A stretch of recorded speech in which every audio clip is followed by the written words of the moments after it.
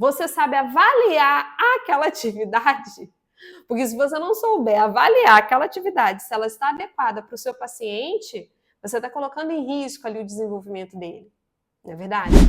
Oi, pessoal, sejam muito bem-vindos ao canal do Psico Praticando. Eu sou Priscila Figueiredo, psicopedagoga clínica, e estou aqui para compartilhar com vocês um pouco mais aí dos meus conhecimentos, da minha experiência na área da psicopedagogia e principalmente em avaliação psicopedagógica.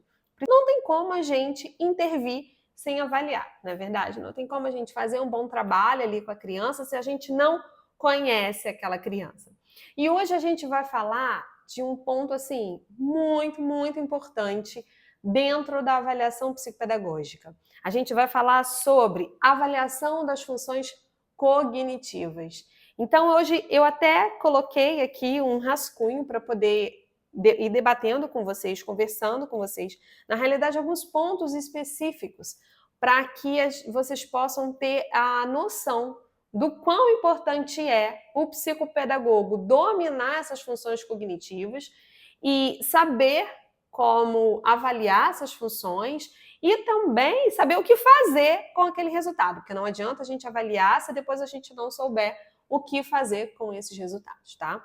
Então, o primeiro ponto, assim, importantíssimo, que eu acho que é legal a gente trazer aqui, tá? Diferenciar o papel do professor de reforço, por exemplo, para o terapeuta, psicopedagogo.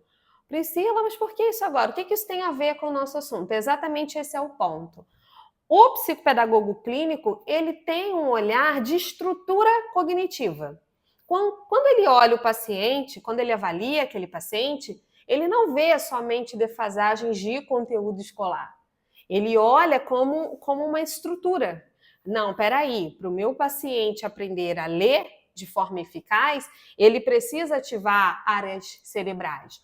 Para o meu paciente aprender a se desenvolver mesmo na escola, para que aquela aprendizagem se consolide, ele precisa dominar ali, pelo menos, não vou dizer nem dominar, perdão, mas ele precisa ter pelo menos um pouco de foco atencional, porque a atenção está ligada à memória, a memória está ligada à aprendizagem. E eu sempre falo, a gente não memoriza o que a gente não presta atenção e a gente não aprende o que a gente não memoriza. Então é fundamental que o psicopedagogo saiba dividir mesmo. Não, olha só, isso aqui é papel do professor, esse aqui é papel do psicopedagogo. Então o professor, ele tem ali, apesar de muitos psicopedagogos terem a formação de base em pedagogia, muitos psicopedagogos clínicos já tiveram essa experiência em sala de aula, o que é muito bacana, porque a gente consegue ter esse olhar lá da outra ponta, mas quando a gente está dentro do consultório, o nosso olhar tem que ser outro, tá? Então, Priscila, não vou avaliar aspectos pedagógicos? Você vai avaliar os aspectos pedagógicos, você vai ter esse olhar em relação à intervenção do seu paciente também. Até porque o psicopedagogo, ele é o quê? Ele é terapeuta da aprendizagem, certo? Porém, a gente precisa sempre ter em mente de que o psicopedagogo, ele não foca somente nisso. Diferente de um professor de reforço, quando eu falo da diferença de um professor de reforço ou um professor de sala de aula, docente, de qualquer forma, para um psicopedagogo, a diferença é que um professor geralmente vai ver as questões mais pedagógicas, vai ver as questões ali, como que eu vou dizer, de conteúdo mesmo, de lacunas de aprendizagem em relação a esse conteúdo mais estruturado. O psicopedagogo, ele já vai ter um olhar mais cognitivo. A psicopedagogia, ela está muito atrelada à neurociência. Então tem aí a neuroaprendizagem. Então a gente vai entender de que, por exemplo, o aluno com dificuldade de aprendizagem, ele tem aquela dificuldade porque está tendo, além das questões pedagógicas, metodológicas, ambientais que podem estar interferindo naquele processo, ele também tem toda uma estrutura cognitiva, tá? E é exatamente disso que a gente vai falar hoje, dessa avaliação dessas funções cognitivas. Então, gente, um primeiro ponto é que a gente não tem exames de imagem, na verdade, e o psicopedagogo também não teria essa formação o suficiente para avaliar esses exames de imagem, geralmente seria ali com a neurologia. Mas a gente não tem um exame de imagem que vai respaldar a gente.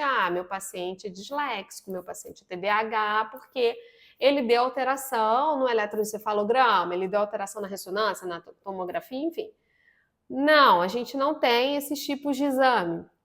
Como assim, Priscila? Como é que sabe, então? Tem sim os estudos, eles fizeram todos os estudos e tem essas imagens, inclusive na faculdade a gente consegue visualizar essas imagens para poder entender ali como funciona o cérebro da criança, porém foram exames feitos, essas imagens foram feitas em momentos específicos desses estudos. Então, fizeram ali ressonâncias, tomografia com crianças com dificuldade na leitura, especificamente para poder avaliar em paralelo a uma criança que não tem dificuldade, para ver as áreas que estavam sendo ativadas. Tem a parte também de linguagem, enfim, gente, todo um contexto. Porém, a gente, no consultório, no nosso dia a dia, a gente não tem essas imagens. A gente sabe que muitas das vezes, a maioria das vezes, nem as crianças autistas, às vezes com nível de suporte 3, por exemplo, vai ter alteração ali nesses exames, não é verdade? Então, a gente não tem.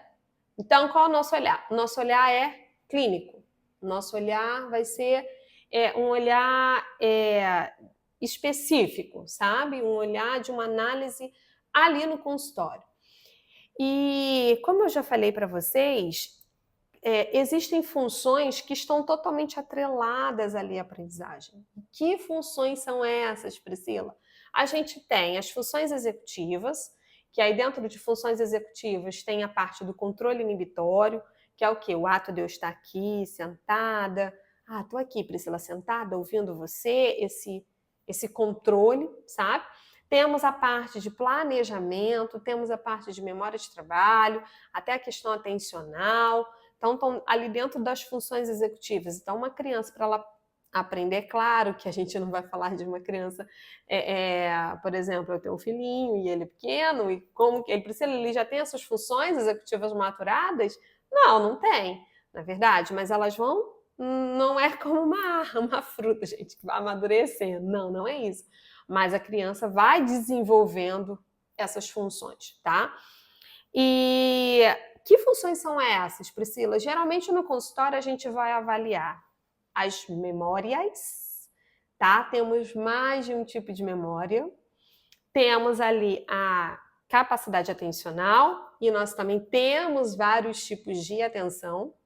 Então, às vezes, a criança tem dificuldade em determinado tipo de atenção e em outra ela consegue se sair um pouco melhor. Então, até isso a gente precisa avaliar no consultório.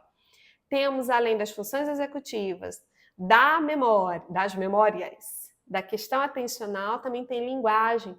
Apesar de nós psicopedagogos não sermos, a não ser que seja um fonoaudiólogo com formação em psicopedagogia, mas não é o nosso papel fazer uma avaliação de linguagem, mas a gente tem que ter uma noção, até para que possamos encaminhar esse paciente, tá? Então a gente tem que ter essa noção. Não, peraí, meu paciente tem dificuldade em se expressar, tem dificuldade em processar o que eu estou falando. A gente tem ali as linguagens expressivas, receptivas.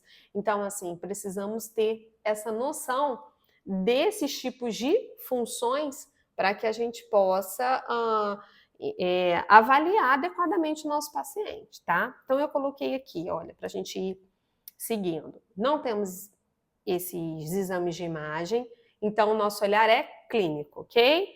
Depois, que funções são essas? Já falamos aí que temos vários tipos de atenção, vários tipos de memória, temos as funções executivas, então são funções neuronais. Além disso, é muito importante que o psicopedagogo domine também as áreas específicas para a leitura e para a escrita. Então, por exemplo, nós sabemos que para a leitura existem 3 áreas importantíssimas que precisam ser ativadas. Então, um quadro, por exemplo, de dislexia tem uma área específica que está comprometida. Então, também o nosso papel após a avaliação, no período ali de intervenção, estimular essa área específica, tá bom? Então, temos essa questão também. Preciso ter testagens específicas para isso? Gente, a gente tem alguns testes que são que o psicopedagogo pode utilizar. Alguns não, são restritos ali à psicologia, à fonoaudiologia, mas existem algumas testagens que o psicopedagogo pode utilizar, tá?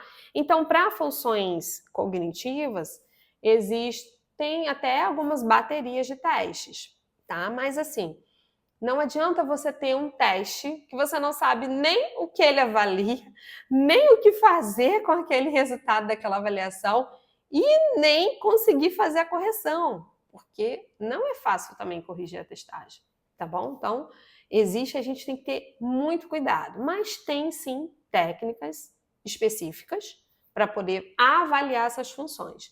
E depois que você também vai pegando a prática, você consegue avaliar. Hoje, por exemplo, eu já só às vezes em determinado jogo eu já consigo avaliar se aquela atenção tá legal ou não tá, se aquele rastreamento visual tá legal ou não tá, se aquela atenção auditiva ali tá bacana ou não tá.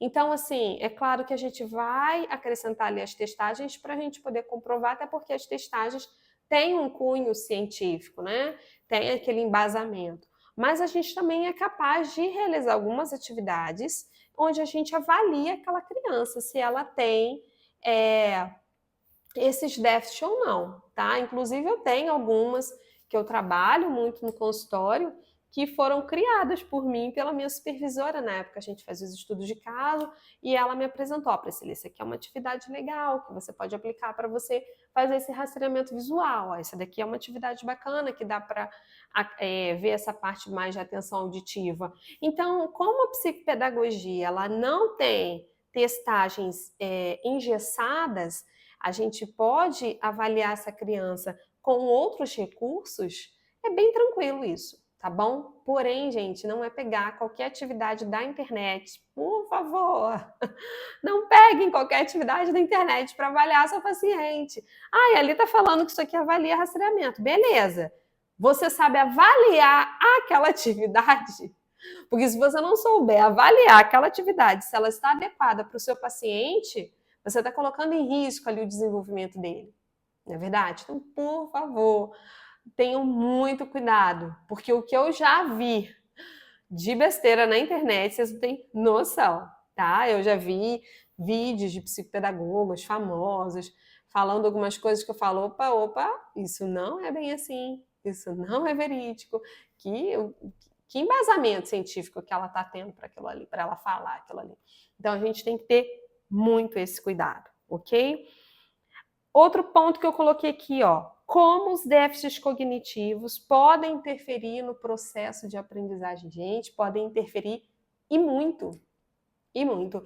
E um ponto muito importante é que vocês tenham sempre isso em mente, nem toda defasagem cognitiva vai ser um transtorno, tá bom? Nem toda criança, por exemplo, com uma dificuldade no foco atencional vai ser TDAH, tá bom? Então eu mesma já peguei aqui no consultório algumas crianças com muita defasagem cognitiva a nível atencional, a nível de memória, que tinha bastante dificuldade e era exatamente por isso que ela tinha dificuldade de aprender.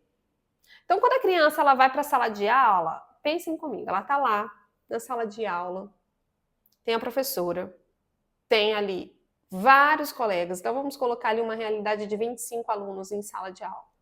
Nossa, são muitos distratores. São crianças falando, crianças levantando, abrindo a porta, outros entrando, a professora falando, outro falando junto. Olha como que é. Aí a criança tem essa dificuldade nesse foco atencional. E aí o que acontece?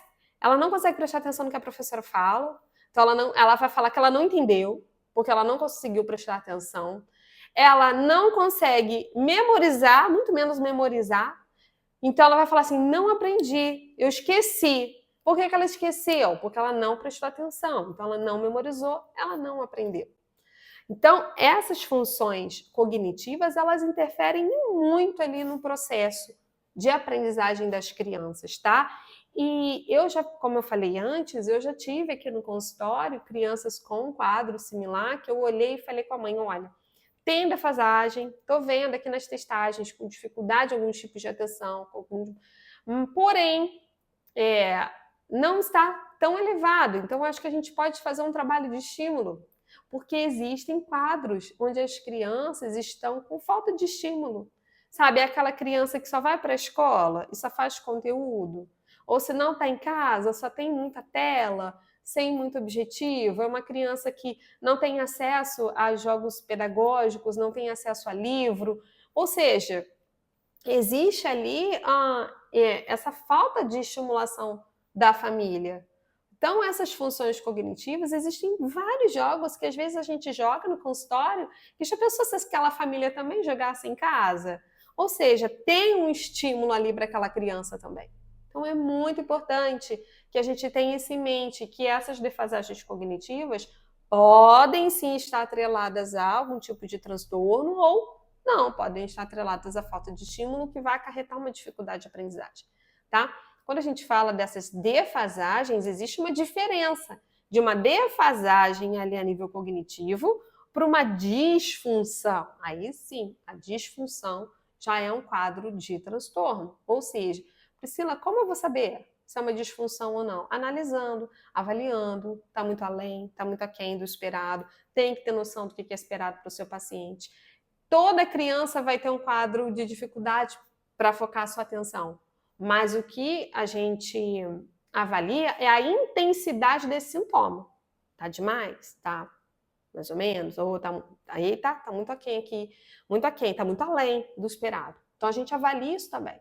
Então é muito importante que o psicopedagogo saiba, domine essas funções cognitivas, saiba avaliar essas funções cognitivas, tenha consciência de que você, psicopedagogo, você pode até ter sido professor, mas o seu papel dentro da clínica tem que estar atrelado à neurociência, tem que ter essa noção de funcionamento cerebral, tá? É muito importante que a gente também saiba pedagógico. É muito importante que a gente saiba avaliar, inclusive, o pedagógico da escola. Peraí, deixa eu avaliar, a metodologia está adequada para o meu paciente? Não está? Porém, a psicopedagogia não é limitada a isso. Eu vejo, às vezes, as pessoas falando, venha para o reforço escolar, que aqui você vai ter sessão psicopedagógica. Existe o psicopedagogo institucional, que o papel também do psicopedagogo institucional, ele também não é isoladamente o atendimento com a criança. O psicopedagogo institucional, ele até faz um atendimento com a criança, mas ele também tem todo um projeto de estruturação maior, sabe? Um projeto de alavancar ali essa aprendizagem com uma turma inteira, por exemplo, com um determinado grupo, com projetos dentro da escola. Então, temos que ter muito esse cuidado. Vem aqui, você vai fazer a avaliação psicopedagógica. Não, gente, temos que diferenciar. E psicopedagogos se posicionem em relação, não, peraí, o meu papel é diferente, o meu papel é saúde também. A gente tem umas questões até de regulamentação da psicopedagogia, questões envolvendo aí plano de saúde, por exemplo, porque visualizam a psicopedagogia como só educação. Não é. A psicopedagogia ela é educação, mas ela também é ciência, ela também é saúde, tá? Então, por favor, tenham isso em mente. Outro ponto que eu até coloquei aqui é o que fazer caso haja defasagem dessas funções cognitivas. Caso eu avalie meu paciente tem ali essa defasagem, o que eu faço? Primeiro, você vai avaliar se está aquém, se está além ali do esperado, ok? Depois que você fizer essa avaliação, você vai, dependendo do quadro. Eu até esqueci de falar uma coisa muito importante.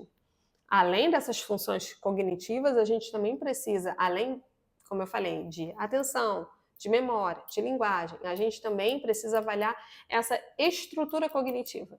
Meu paciente raciocina, logicamente, de acordo ali com o esperado? A gente também tem que fazer esse tipo de avaliação, tá? E aí, a partir disso, a gente pode encaminhar. E o resultado tá, nossa mãe, meu paciente, eu estou esperando um nível, e é importante que o psicopedagogo domine ali Piaget, por exemplo, as fases do desenvolvimento. Então, peraí, estou esperando que ele esteja ali no nível 2 do estágio do operatório concreto, ele está ainda no nível 1, eita, peraí, eu preciso que ele esteja pelo menos no nível 3. Não está no operatório formal, mas está no concreto? Ou está no pré-operatório ainda? Como assim? Não, peraí, não tá legal. E aí ter essa noção, porque aqui no consultório, por exemplo, eu já tive quadros que eu avaliei. Estava com nível de defasagem cognitiva, com defasagem, estruturação ali desse pensamento. Estava com as questões atencionais, de memória de curto prazo, nossa. E além disso, ainda tinha uma questão de linguagem, além das questões comportamentais, que era uma criança que não se socializava ali da mesma faixa etária, ou seja, tinha um rebaixamento de um contexto geral, assim. E aí eu olhei e falei, vamos pedir uma avaliação neuropsicológica? Quando foi para avaliação neuropsicológica, hipótese de deficiência intelectual. Aí a gente encaminhou para a neuropediatria e fechou o quadro de DI. Então, tá vendo como que uma avaliação psicopedagógica bem estruturada, de nível cognitivo, a gente inclusive pode chegar a como que eu digo para vocês, a um diagnóstico mesmo, até mais complexo, como um quadro de DI. Então, pessoal, olha, tenho muito isso em mente, sabe? De que eu preciso dominar essas funções cognitivas, saber a importância de cada uma, que instrumento. Se eu tenho um instrumento que eu recebi para avaliar meu paciente, saiba avaliar esse instrumento também. Principalmente se você não tem um embasamento científico. Por exemplo, vou pegar um TDE para avaliar parte pedagógica. Gente, TDE tem toda uma estrutura. Vou pegar um PROLEC. Nossa, PROLEC vem de Simone Capellin, tem todo uma avaliação. Porém, não adianta eu pegar um PROLEC, eu pegar um TDE e também não saber aplicar. Ou aplicar errado, ou fazer a correção errada. Tá? Então, a psicopedagogia, ela exige mesmo da gente. Ela exige estudo, ela exige comprometimento. Até a gente chegar nessa etapa de, por exemplo, hoje, vou dar um exemplo para vocês, eu faço as aplicações aqui das testagens de nível cognitivo e com a prática eu não preciso nem olhar, mas às vezes quando eu comecei a fazer as colinhas, peraí, eu tenho que perguntar isso, exatamente assim. Agora não, já vou perguntando, já vai me respondendo e eu não preciso. Antigamente eu ainda anotava as respostas dos meus pacientes para depois avaliar. Agora não. Eu já sei a resposta dele. Algumas eu faço ainda a escrita, eu olho, Ana, ok, já sei o nível que ele está. Então, isso tudo vem com a prática, ok? Praticar é tudo, mas ter consciência, assim, de que eu não posso pegar qualquer material para avaliar, de que a psicopedagogia, ela não se limita ao pedagógico, de que existe uma diferença de um professor de reforço para um psicopedagogo clínico, isso é fundamental, tá? Se você não sabe ainda fazer isso, estude, aprofunde seus conhecimentos. É uma responsabilidade gigantesca nossa, não é verdade? Lidar com o desenvolvimento infantil. Eu sempre falo para os pais aqui no consultório, olha, vocês confiam parte do desenvolvimento, do bem mais precioso para vocês em minhas mãos. Porque vocês confiam em mim, então vocês confiam o filho de vocês a mim. Então, a gente tem que honrar o nosso nome. Outro ponto importante é cuidado. A gente leva anos para estabelecer o nosso nome. Mas qualquer deslize, não é verdade? Isso em qualquer área, né, gente? Não só na psicopedagogia. Mas a gente tem que ter cuidado. E outra coisa também é que a gente precisa ter muita certeza do que a gente fala. E uma dica de ouro para você. Não tem certeza? Não fale. Não fale para os pais. Não coloque em relatório. Não tenho certeza disso. Será que é? Aplica de novo o teste. Reaplica. Ou traz outro instrumento. Sabe? Tenha noção disso. Tenha cuidado com o que você coloca ali no seu relatório. Tá bom? E se aprofundem, estudem ainda mais sobre funcionamento, anatomia, isso tudo, gente. É importantíssimo que nós, psicopedagogos, estejamos sempre atualizados, tá bom? É isso aí, pessoal. Até o próximo vídeo. Foi ótimo estar com vocês até esse momento. Tchauzinho!